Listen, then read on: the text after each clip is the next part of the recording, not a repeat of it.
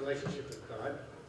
Just telling my personal experience that had kind of come back to me after Kevin had preached that week. And so many memories flooded back from that sermon that he gave. And they were good memories. And so I shared those with you. But I think there's something that, Morris Benden taught me years ago. He said that when you start your relationship with God, oftentimes it's kind of like when you ignite a acetylene torch. Because when you ignite a acetylene torch, you have to kind of warm up the head. So you turn the oxygen down a bit, and then you light it, and there's this big, huge yellow flame.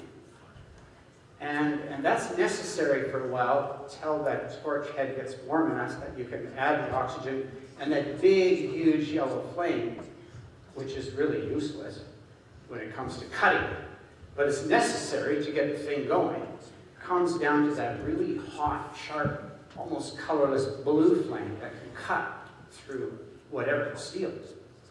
And like Morris Benden said, that's kind of like how oftentimes our relationship with God starts off.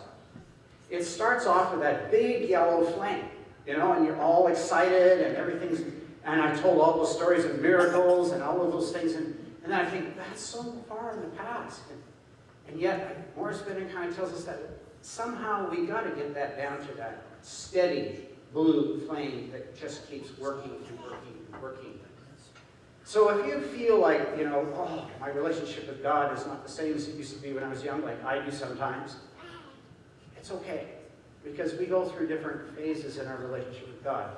And there's been nothing more helpful to me as finding that book called Spiritual Temperaments, which talks about how different people have different personalities or temperaments in their relationship with God. I think I spoke on that 9-part series many years ago. But it's always been kind of a go-to place for me, to realize that everybody has a certain way of relating to God, through nature, through Bible study, through small group discussions and things like that. So today I want to focus on that relationship with God, kind of in a general way.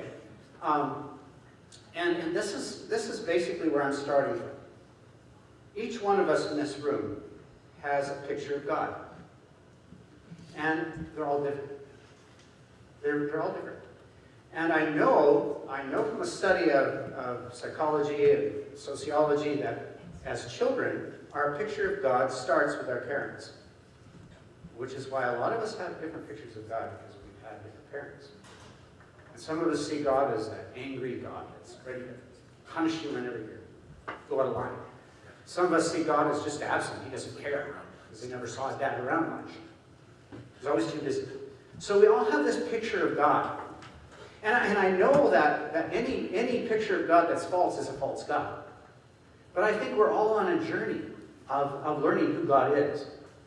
So don't be too hard on yourself. I think, like as a small child, when I was first baptized, my picture of God had much to do with, okay, so how can I be sure that if I die tonight, I'd be in heaven? Well, if I make a sin today, then as long as I ask forgiveness before I fall asleep tonight, if I die in my sleep, then I'll be in heaven. But if I forget to ask forgiveness, then I won't get to heaven. That was my picture of God, and about age 12. And it kind of evolved from there. And I have to say that it really, really took a whole new turn when I was in college at Walla Walla. And one of my favorite teachers was Malcolm Maxwell, whose father was Arthur Maxwell, the author of the bedtime stories, and the author of those books, the children's, the Bible, the children's books of the Bible, which I have at my home and I had for my kids, and etc. And his brother Mervyn and Andrews had an influence on me, and his brother Graham and Melinda, the three sons of Arthur Maxwell, greatly influenced me. And it's Graham Maxwell that really developed in me this concept of servants or friends. It's like a metaphor, I think I look at it. And so I want to look at sin and salvation as servants or as friends. How do servants see sin and salvation? How do friends see sin and salvation? Now, everything I say here, I'm perhaps pushing the envelope a little bit. And I still think there's room for metaphors like books in heaven, although I can't imagine that many books with that many entries. I can't even imagine a computer that big to take care of all this stuff. But I look at it as a metaphor. God has some kind of a system that's up here in his mind or whatever it is, but it's good enough for me. But these metaphors serve a purpose. But our picture of God determines how we see God, how God uses the law, for one thing. Our picture of God determines how we see sin. It determines how we see the cross. And it determines how we see salvation. Now, I believe that Christians, once again, I'm kind of agreeing with Graham Maxwell, kind of fall into two categories, but of course it's a continuum. So on one extreme or the other extreme, and I'm going to be talking about extremes, and most of us are probably working our way somewhere along the middle here somewhere. But on one extreme, servants. And the other extreme, friends. And I think that according to John 15:15, Jesus says, "Up to now I've called you my servants, but I'd rather call you my friends." So I think it's a growth process that, like when I was 12 years old, it was just all about being a servant. Yes, sir, get it right, sir. And through my life, I'm hopefully growing more towards becoming God's friend. And servants, they look at the law in terms of legalities, behaviors, penalties, and forgiveness. Do the wrong behavior, you get a punishment, unless you get forgiven. Okay? Whereas, they would look at it this way. To a servant, they would go with John 3:4, sin is transgression of the law. Where friends look at the law differently. To a friend, the law makes sense. Just makes good sense. To a friend, it's about, sin is more like a broken relationship with God. A broken relationship with God. You see, when a servant looks at the law, he simply sees rules. Rule number 1, rule number 2, rule number 3, rule number 4. But the Bible has some more deeper, wider, broader, experiential-like concepts of sin. It really does. In fact, if you look at the original language of this text, it's really sin is lawlessness. And if you think about that word lawlessness, it's more like an attitude towards the law, is it not? Not necessarily a particular thing you do or don't do, but an attitude in your mind. Lawlessness. And it's like a rebelliousness. It's like a hostility towards God and towards his law. So in relationship terms, we would say sin is a broken relationship with God. We would say that, therefore, sin is a result, or would result from that broken relationship in various behaviors or acts of disobedience. That would be the relational way to look at sin. Now, in the book of Romans, Paul talks about two kinds of obedience. He basically said that he started off with law obedience. And he said he found a new kind of obedience called faith obedience. See, Paul was commissioned actually to bring this new kind of obedience to the awareness of Christians. See, Paul's law obedience had no love. It sort of ignored the spirit of the law. Remember, he would go out and find people breaking the law and throw them in prison and persecute them, even kill them, right? But it wasn't working too well for Paul. Not at all. And when he discovered this new kind of obedience, this faith obedience, it totally transformed Paul's life. But some people say, doesn't faith obedience kind of like do away with the law? But Paul said absolutely. He says absolutely not. Absolutely by no means. On the contrary, this faith obedience is the only way we can uphold the law. And if you look at the Phillips translation, this is what the Phillips translation says. It's through faith obedience that we actually put the law in its proper place. In other words, we begin to really understand the purpose of the law when we have faith obedience. See, it was the book of Jeremiah where we first read this concept. It says that God's intention was to put the law on the heart. That was God's original intention. And Paul agreed. He brings it to our attention. Paul said that it's God's desire that his law be written on our hearts and on our minds. It's that place where we have a conscience. It's that place where we do our thinking. It's that place where we love, where we relate to God, on our hearts.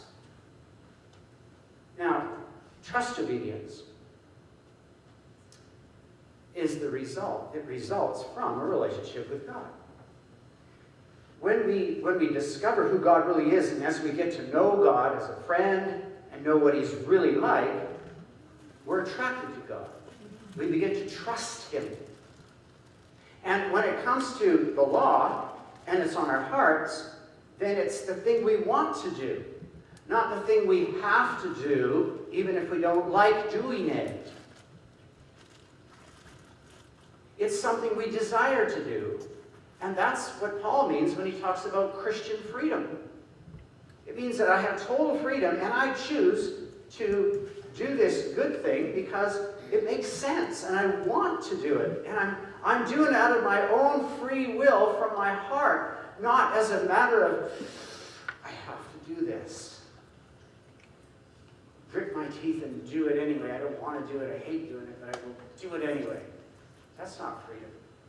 Christian freedom is having that relationship with God and that attitude towards the law that says this is the right thing to do. It's kind of like it's written in my heart as this is what I want. And Paul says that anything which is not of faith is sin.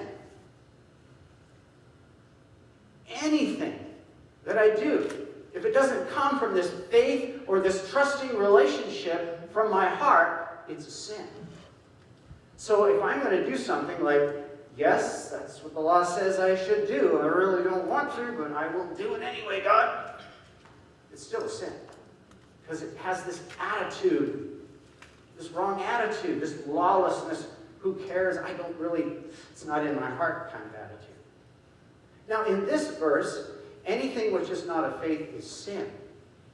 You know, the word faith comes from a single Greek word, and that Greek word is, in some verses it's translated faith, in some verses the same word is translated belief, in some verses it's translated trust, and in this verse, Hebrews 11, verse 1, it's translated as conviction. Faith is the conviction of things not seen. In this verse, we understand that Paul is saying that if you do something without conviction, it's a sin. And this is the weirdest thing. If you read this chapter 14, it's all about a discussion of whether you should eat this meat offered to idols. And it's kind of weird because in his discussion, Paul goes on to say, you know, really, there's nothing different between that meat and the other meat. Not a bit of difference. Because maybe it's been offered to another god, but that god doesn't even exist. So really, the meat doesn't change. It's still the same meat. But he says, if you believe it's wrong to eat that meat, even though it isn't wrong in God's eyes, if you believe it's wrong to eat that meat, and you go ahead and eat it, you're not living according to your convictions. And that's dangerous. That is dangerous, he says. Because when you go against your conscience, it weakens you. It brings you to a place where you have now the inability to distinguish right and wrong. And you lack integrity. And that's not the kind of friend that we really want. Would you want a friend who would go against their own convictions at times when it felt convenient? Absolutely not. These kind of friends are not trustworthy friends. And they're not trusted friends. So Paul is saying that if you go against your conviction, you're not a good friend. And it's sin. Not only is it sin to go against your conviction, Paul goes on to say, that if you don't have any convictions, it's a sin. If you need to have convictions. This is what he says. Let all be fully convinced in their own minds. See, if you don't have any convictions, then you're not making your own decisions. Somebody else is probably making your decisions for you. I don't know. What should I do? You tell me. And Paul says, this is not the way to live. In fact, here's a few verses. He says, these kind of people are tossed to and fro and blown about by every wind of doctrine because they don't have their own convictions. He also says that they're like a wave in the sea. They're driven and blown about by the wind, unable to make up his mind, undecided in all that he does. In fact, he says his faculties have not been trained by practice to distinguish good and evil. They're kind of like children. Children who really don't know, yes, Daddy, what should I do? What's right? What's wrong? So as Christians, God wants us to have convictions. Because if you're not able to decide for yourself, then you're making yourself very vulnerable to go places and do things that aren't so healthy. This kind of person is unsafe. You can't trust this person because they don't really know what they believe in. Here's the main point I'm trying to make. That sin isn't about breaking a rule and having that written down in some book. Sin is more about what it does to the sinner. When you sin, you damage your own self. You damage your mind. You damage your conscience. Sin affects the sinner. It damages the sinner. It's not just about an entry in some book. Not at all. Sin seriously affects the sinner. I want to talk about a story today, the story of Moses. In this story of Moses, they were at the verge of the Promised Land. They come to the borders of the Jordan River there. And once again, the people started whining and complaining. Oh, there's no water. Why did God bring us here? Now we're going to die. You know, they were really whining and complaining. And Moses, in this story, committed a sin that was so serious, that it meant that he would not be able to go into the Promised Land. After leading the people all this time, he himself would not be allowed to enter in with them into the Promised Land. That's how serious this sin was. So what was that sin? Because I grew up believing that it was that God had given Moses some very specific instructions. You see, what happened there is that God said, speak to the rock. But Moses didn't speak to the rock. He struck the rock with his rod. And because he broke the rule, he didn't follow the instructions, he was toast. He was out of that. He couldn't go in. And I go, it's got to be deeper than that. I mean, surely it's got to be much deeper than that. So let's kind of look at the story again. Once again, the people are in an uproar. They're complaining, and they're not trusting God. Right? Now, Moses and Aaron, they go to God, and they say, God, what do we do? And God chooses to be gracious and to give the people water. And so, God says, yes, absolutely. We're going to give them water. Just take them over there, speak to the rock, and the water's just going to feed them. But Moses, that wasn't good enough for Moses. He's still provoked at these people. These impatient, grumbling people. And so he goes to the rock, and he says, listen, you rebels. Must we bring water out of this rock? And he hits it twice with his rod. Now, I know that's reading between the lines because, 70% of communication is nonverbal. Only 30% of communication is verbal. 70% has to do with tone of voice and all of that stuff. But you think about the words, listen, you rebels, and he hits the rock twice. Sounds like an aggressive form of anger to me. Instead of just speaking to the rock, letting the water come. So, because of this, God says to Moses, because you did not trust in me enough to honor me as holy in the sight of the Israelites, you will not bring this community into the land I give them. And Moses pleaded with God to change his mind, and God said, nope, don't speak to me any longer about this. It's done. So the issue must be much more deeper than just whether he did it this way or did it that way. Much more deep. You see, let's look at it. Up to now, Moses, if you recall this, Moses over and over again is representing God to the people. And he's trying to tell the people that God is a good God. And that he wants to speak to you. But the people say, no, we don't want God to speak to us. We're too afraid. You speak to us, Moses. God is always trying to assure them they don't need to be afraid of God. In fact, on one occasion, he even advised God himself not to do something because, God, you don't want to wreck your reputation, he said. God says, yes, that's true. So he was very gracious. But now, Moses lets God down. Because God, in this case, really wanted to reveal his graciousness, his patience, and his care for his people. Because notice the context here. This was a group of people that were just about ready to cross the Jordan River, and they were going to meet huge obstacles like walled cities and giants and armies that were trained. And God knew that if this people didn't trust him to take care of them, they wouldn't make it. They would not make it. It had to be a trusting relationship with God to make it through there. So in this situation, God wanted to really build their trust. I will be able to take care of you.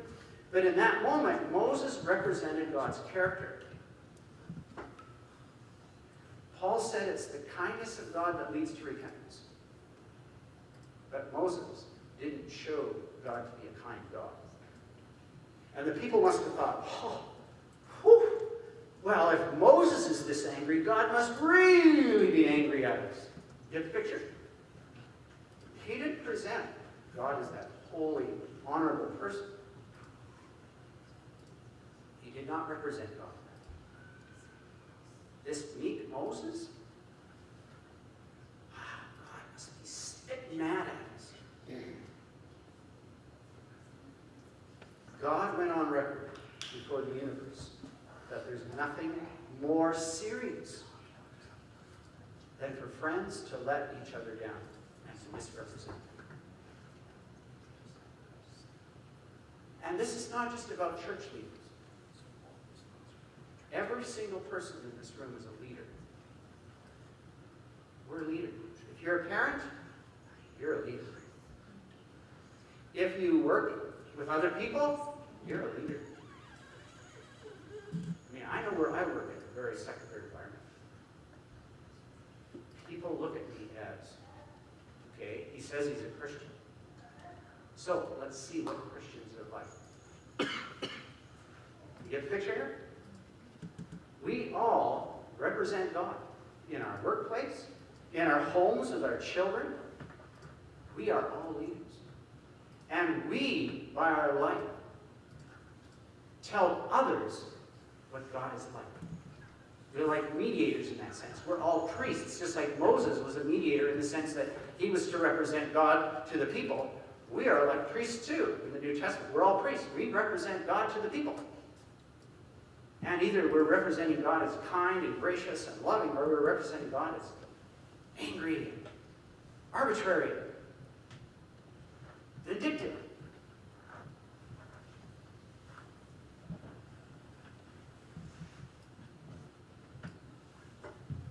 Sin is primarily a breakdown of trust or relationship. But this is not the primary concern of servants. They're not so concerned about this. In John 15:15, where it says, I'd rather call you friends than servants, Jesus starts off by saying, you see, servants don't know their master's business, he says. But I have made known everything to you. See, servants are like this. Servants are, yes, sir. What did he say, sir? I don't understand it. I don't want to ask any questions. I'm just going to do it. Even if I think it's not the right thing to do, I'm your servant, so I will do it. Jesus says, that's not the kind of obedience I want. I would rather you ask hard questions. I want you to understand. I want you to understand. I want to understand. I want you to be my friends. Because that's how friends relate. So servants are preoccupied with their legal standing. They want to stay out of trouble because if they get into trouble, then there's a penalty. And if there's a penalty for breaking the rules, then they got to find some kind of loophole to get out of that penalty so they can be saved. So it's just a matter of, okay, the loophole, okay, God, forgive me, now I'm saved again.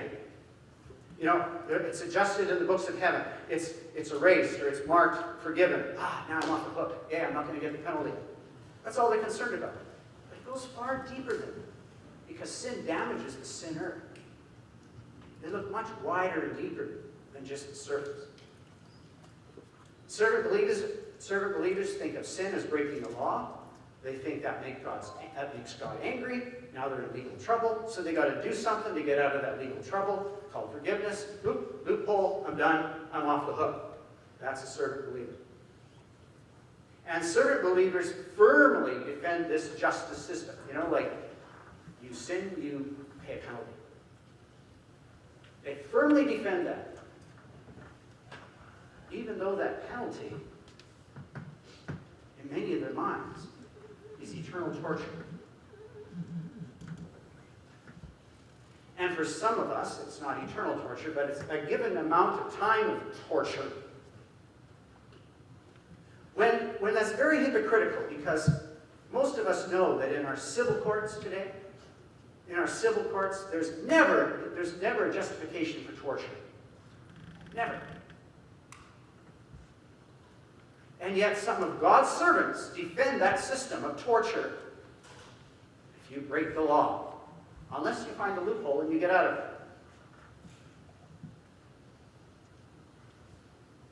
And if you challenge a servant on this topic, the servant will generally say, "But don't you believe the Scripture? The Scripture says God is love. Therefore, eternal hellfire must be a loving thing to do." That's their logic. Must be loving, because God is love.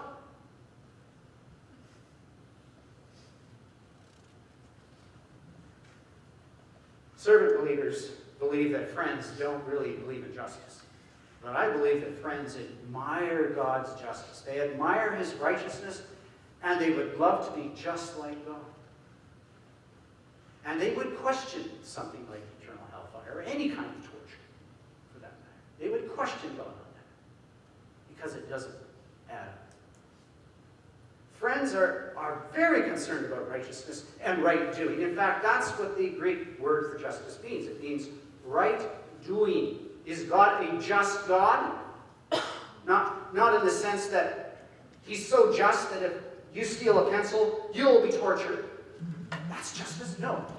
He's a just God in the sense that He will treat you fairly and lovingly and kindly. God's servants tend to think of justice as punishment.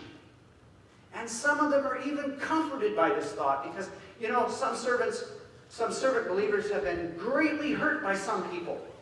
And they just comfort themselves by knowing that one day God is going to have justice. And these people will pay.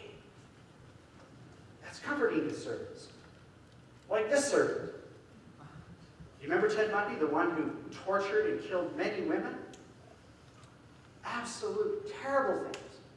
But there were servants out there with their banners seeking justice. And many of them complained because the electric chair didn't last long enough. But they comforted themselves with the fact that Bundy will burn forever. That's servant talk. Those are servant thoughts. Oh, well, God's going to have the final say in the end. Bundy will pay. Friends understand things differently. First of all, friends understand a need for discipline. Because discipline is good for our character. It grows us. It helps us become stronger people. But destruction is not discipline. It's not. Discipline is intended to make a change in a person's behavior, But if the person is going to be destroyed, then what's the use? It's not going to change now. It's gone. Destruction is not discipline. So extending the suffering does not teach the person anything. But then some say, but the friends of God, they need to know what happens. You know, it's kind of like the friends of God have to stand there on the edge of the city and look and go, whoa, if that's what happens to sinners who don't repent. I'm in, God. For all eternity, man, I'm not going to sin. I'm not going to be tortured like that. Nope. Is that love obedience or fear obedience? That's fear obedience. Friends don't need destruction of us and suffering of the wicked to obey God. They don't need this. That's just fear, not love. Of course, servants, they like big words like propitiation. You know, Jesus, whom God set forth to be a propitiation through faith in his blood. You know, servants like these big words like justification, sanctification, propitiation. But you know, the truth is that these words were not even used by Paul. These come from Latin words that were interpreted by Paul's original language. And some of the more modern translations use way different wording. It's much more friendly language. Salvation to friends is really the healing to the damage that sin causes. It's the healing of the damage. The sin damages the sinner. And it needs to be healed. That's how friends look at sin. Friends see sin way bigger, way deeper, wider than just legal breaking the rules.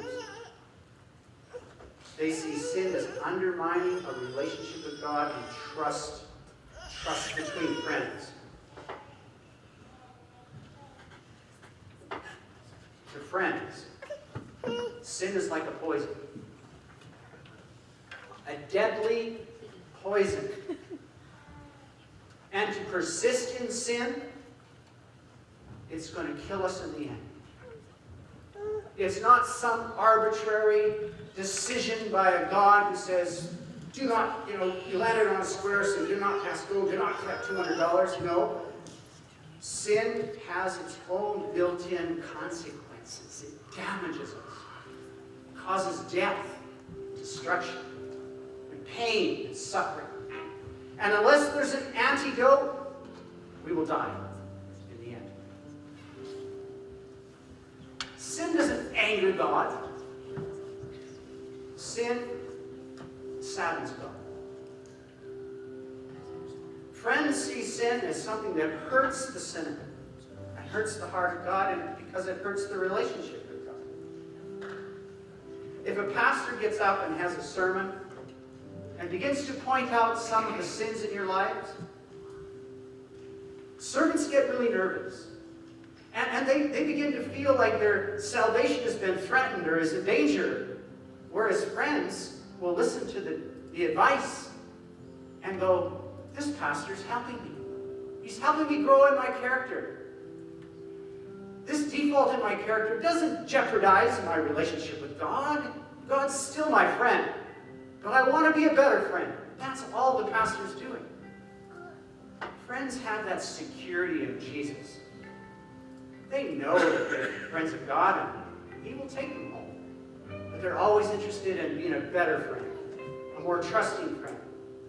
If I have ketchup on my cheek and someone points it out and says, Don, you have ketchup on your cheek, am I threatened by that? I hope not. I might say thank you and clean it off. But servants are threatened when someone points out a sin in their life. They all of a sudden begin to feel like, oh my goodness, I'm not a Christian. I better do something about this, or I'm not going to make it. But a sin is like a poison that friends see that there's an antidote. An antidote to this poison. And that antidote is a relationship with Jesus Christ. Let's say that I have a poison. Well, what would I do with that poison if I had children? I would put it on the highest shelf in the garage, and and I would gather my little children around and I would say, children, see that stuff up there? Don't touch it. If I catch any one of you trying to touch that, there's going to be some discipline here. But let's say one day I hear this crash in the garage, and I come into the garage and I realize my son has eaten the poison, and now he's dying. Is this the time to say, shame on you? You shouldn't have done that. Why did you do such a stupid thing? Is that what I need to do in that moment? That's not going to help. Absolutely ridiculous. That's what servants would do. But friends would go for the antidote. Quickly, can you take this antidote? And if my son refuses to take the antidote and dies, it's simply the natural consequence of the poison, not some arbitrary decision by some God. Jesus is the antidote to our sin, which is a poison that's killing us all. Having that relationship with Jesus and growing in that relationship with Jesus over the years is the antidote. My appeal to you today is to nurture that relationship with Jesus. It's all you can do for sin and salvation.